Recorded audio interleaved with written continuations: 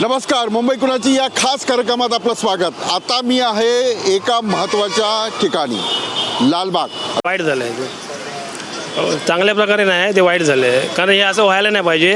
आपल्या मराठी माणसाबरोबर आपणच मराठी मनुष्य बाहेर पडून त्याच्याबरोबर कुरघोडी करणे चांगलं नाही। चूक कोणाची? उद्धव ठाकरेंची? त्याचं चूक त्यांनी बघायची।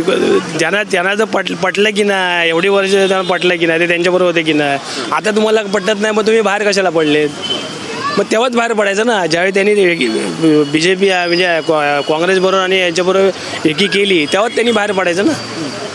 त्यावेळी ते बाहेर का नाही पडले? बाहेर का पडले असतील? बाहेर का पडले? आता तुम्ही मला सांगा, यांच्या सगळ्यांवरती ईडी लावलेली होती, मग हे तेव्हा आता BJPला ते सगळं मान्य झालेत ना। त्यांची सूत्र आता धुतल्या तांदळासारखी झाली आहेत। मग तुम्ही काहीतरी त्या लोकांना दिल्यामुळे ते तुमच्याकडे आले आहेत ना। मग नक्की असं झालं असेल का? वाटणारच ना, म्हणूनच आता तुम्ही काहीतरी आरोप करतात ईडी लावली म्हणून। ते म्हणतात हिंदुत्व सोडलं, उद्धव ठाकरेंनी हिंदुत्व सोडलं, ते काँग्रेस बरोबर गेले म्हणून ते। मग ते मुंबईत फिरले असते काय? मुंबईत आणि आदित्य ठाकरे वगैरे फिरले असते का कुठे? मला का फिरले असते काय? एवढ्या लोकांबरोबर ते मीटिंग घेतात, सगळ्यांचे हे करत आहेत। मग त्यांना कोणी उभाच केलं नसतं ना, त्यांच्याबरोबर गद्दारी केली असेल तर मग हिंदुत्व सोडून। आणि मग अशा प्रकारे जर तुम्ही त्याला प्रत्येकाला तर तुम्ही हे बोला यांनी हिंदुत्व सोडलं आणि ते म्हणजे तुम्ही तुमच्याबरोबर आता राहिल्याबरोबर तुम्ही चांगले सोडलं का वाईट? मग हे काय आहे? पण तुम्ही समजा निवडणुका झाल्या तर कोण जिंकेल? भाजपचा महापौर होईल की उद्धव ठाकरेचा होईल? हे लोक ठरवतील त्याच्यावर। लोकांना माहिती पडलं की कोण कसं आहे आणि काय आहे ते, त्याच्यावर लोक देणार। तरी काय होईल तुम्हाला काय होईल? शिवसेनेचा देणार उद्धव ठाकरे। एकनाथ शिंदे म्हणतात माझी शिवसेना करेल। तुमची शिवसेना आहे कुठे? 40 आमदार आहेत, 40 आमदार आहेत, 12 खासदार, 40 आमदारांना तुम्ही बरोबर घेऊन गेले म्हणजे तुम्ही काहीतरी दिल्याशिवाय गेले का तुमच्याबरोबर? एवढं षडयंत्र रचायला काहीतरी कारण असेल। बदल व्हायलाच पाहिजे। हे लोकांनी केंद्रामध्ये की राज्यामध्ये? केंद्रामध्ये पण राज्यामध्ये पण एकनाथ शिंदे तर कामावर काम करतायत। मुंबईचं सुशोभीकरण सुरू आहे। काय नाही सुशोभीकरण हे सगळं चाललेलं आहे ना। महानगरपालिकेमध्ये 90,000 कोटीची जी एफडी आहे, ती एफडी तोडून त्याचं हे सगळं चाललेलं आहे। आता केंद्राचं सर्वांचं एक आहे की महानगरपालिकेमध्ये जे पैसे आहेत ते पैसे जर संपले तर त्यांना म्हणजे जर महानगरपालिकेमध्ये समजा भविष्यात शिवसेनेची उद्धव बाळासाहेब ठाकरे यांची जर सत्ता आली तर ह्यांना जर कुठली अडचण असेल, कुठलं काय आपत्ती आली तर त्याच्याकरता केंद्राकडे हात पसरायचे आहेत। आता वेळेला कोरोना आला, कोरोनामध्ये महानगरपालिकेला केंद्राने मदत केली नाही, पण महानगरपालिकेकडे स्वतःकडे पैसा असल्यामुळे महानगरपालिकेने कोणाकडे हात पसरलेच नाहीत। स्वतःच्या याच्यावर त्यांनी कोरोनाचं हे केलं। आज महापालिकेमध्ये कोरोनाचं जे हे केलं उद्धव साहेबांनी, त्याचं जगामध्ये कौतुक झालेलं आहे। त्याचा विचार करायला पाहिजे। शिवसेना मग उद्धव ठाकरेंनी चांगलं काम केलं, मग एकनाथ शिंदे 40 लोक कसं सोडून जातात? ठीक आहे, एकनाथ शिंदे ईडीची चौकशीने गेले असतील, प्रताप सरनाईक गेले असतील, पण 40च्या 40 लोक सोडून जातात। उद्धव ठाकरेंचं चुकलं असेल ना कुठेतरी? नाही, उद्धव साहेबांचं कुठे चुकलेलं नाहीये। यांचा प्रत्येकाचा स्वतःचा स्वार्थ होता, त्याच्याकरता हे लोक गेलेले आहेत। तुम्हाला साध्या सैनिकांपासून आज मंत्र्यांपर्यंत तुम्हाला सगळं दिलेलं आहे, मग तुम्ही कशाला हे करायला पाहिजे होतं? त्यांना सोडायला नाही बोलवलं होतं ना। सर्वसामान्य सैनिकांपासून तुम्हाला आज मंत्री संत्र्यापर्यंत तुम्हाला आणलेलं आहे त्या माणसाने, मग तुम्ही त्यांना कशाला हे करायला बोलवतं? सोडायलाच नाही बोलवतं। ते म्हणतात उद्धव ठाकरेंना स्वतःला मुख्यमंत्री बनायचं होतं। बाळासाहेब ठाकरे तर कधी मुख्यमंत्री नाही झाले, पद नाही घेतलं। उद्धव ठाकरेंना मुख्यमंत्री पदाची लालसा होती। लालसा वगैरे काहीच नव्हतं। आणि जर झालं ते जर उद्धव साहेब जर मुख्यमंत्री झालं तर बिघडलं कुठे? आज जे सगळं केलेलं आहे शिवसेनेचा हा सगळा डोलारा उभा केला बाळासाहेबांनी केलेला आहे। सर्वसामान्य सैनिकांनी त्यांना एकनाथ शिंदे म्हणतात ही सगळी आमची ताकद आहे, गुलाबराव पाटील बोलतात मी वाढवली शिवसेना, संजय गायकवाड म्हणतात मी वाढवली शिवसेना।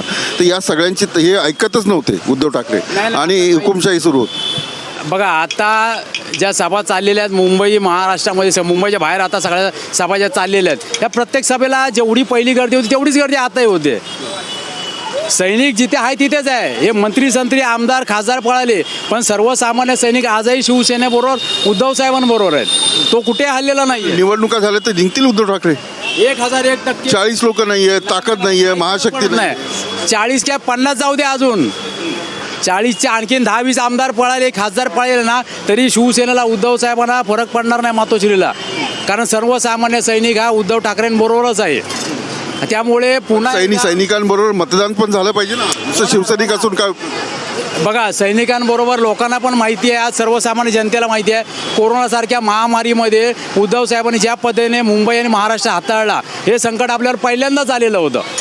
कोरोना हा विषय कोणालाच माहिती नव्हता, तरी पण उद्धव साहेबांनी सफाईदारपणे त्यातून मार्ग काढला, सगळं व्यवस्थित हे केलं. आज आपल्याकडे मुंबई आणि महाराष्ट्रामध्ये फार कमी लोक दगावलेली आहेत. इतर राज्यांच्या तुलनेमध्ये महाराष्ट्रात फार कमी लोक दगावले आहेत. बाकीचे कुठले उद्धव ठाकरे जिंकणार 1001% जिंकणार. ते अभिषेक म्हणून भाजपचा कार्यकर्ता आहे बघा, दाखव सिद्धेश, त्यांना दाखवा.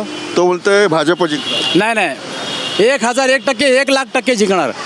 कोण जिंकणार सांगा. नाही उद्धव ठाकरे उद्धव ठाकरे कोण? हा, बोला, बोला. उद्धव साहेबांशिवाय महाराष्ट्राला पर्यायच नाही. हे सगळे गेले. त्यांची ताकद कमी झाली ना. सांगितलं तुम्हाला. 40 आमदार गेले, 12 आमदार गेले. कोणी सांगितलं हे 40 गेले ना. ईडीला घाबरून गेले आहेत ते. ईडीला घाबरून गेले आहेत ते. आता हे सगळे उद्धव साहेब मला सांगा ना, करोनामध्ये जेव्हा त्या मुख्यमंत्र्यांची हे द्यायची बेस्ट मुख्यमंत्री कोण, ह्यांचा एक पण मुख्यमंत्री नव्हता. भाजपचा. आणि उद्धव साहेब नेहमी 5 मध्ये एक असायचे. मग त्यांनी काम नाही केलं. आज हे लोकांच्या मनावर बिंबवत आहेत, घरी बसले आता फिरतात. अहो तेव्हा मोदी साहेब पण घरी बसले होते. ते कुठे फिरत होते करत होते तेव्हा हा अहो स्टार्टिंगला शिवसेना आली जेव्हा, भाजपची किती सीट होती मुंबईमध्ये तेव्हा, प्रमोद महाजन वगैरे होते तेव्हा. शिवसेनेचं बोट धरून वरती गेली ती. शिवसेनेलाच खाली टाकलं. शिवसेनेने बाळासाहेबांनी त्यांना वरती आणलं. लक्षात ठेवा, बाळासाहेबांबरोबर खालं आणि ही शिवसेना कधीच आता हटणार नाही, त्यांच्याशी कमी होणार नाही. म्हणजे आणि किती झाली ऐकून घ्या. आज म्हणतात लोक येते म्हणतात उद्धव ठाकरे बरोबर राहिले, आज हे काही गोष्टी बोलू शकले असते नेते मंडळी. असं चाललं नसतं. म्हणजे घरच्या गोष्टी बाहेर आणायला ना पाहिजे होत्या चवाड्यावरती. यावेळेला निवडणूक जरा जोरदार होईल. बाळासाहेबांनी का नाही शिवाजी थोडक्यात उद्धव ठाकरेला तुम्ही सांभाळा म्हणून.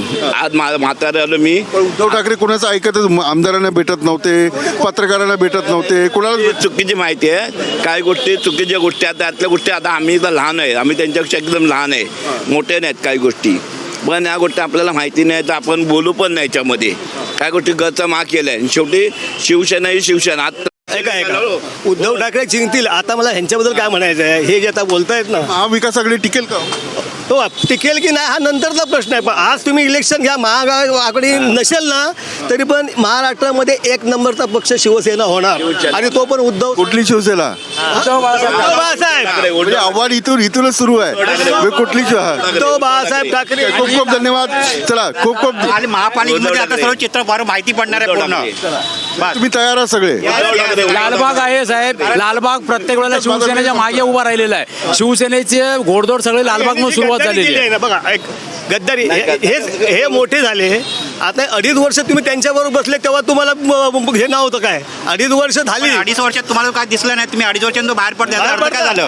चला ठीक आहे, मी पुन्हा एकदा तुम्हाला भेटायला येईल. पण लालबाग शिवसेनेचा बालेकिल्ला मानला जातो. बाळासाहेब ठाकरे यांनी लालबागमध्ये शिवसेना वाढवली. परळ असेल, लालबाग असेल, वरळी असेल, या सगळ्या भागात मराठी पट्टा आहे, मराठी टक्का आहे.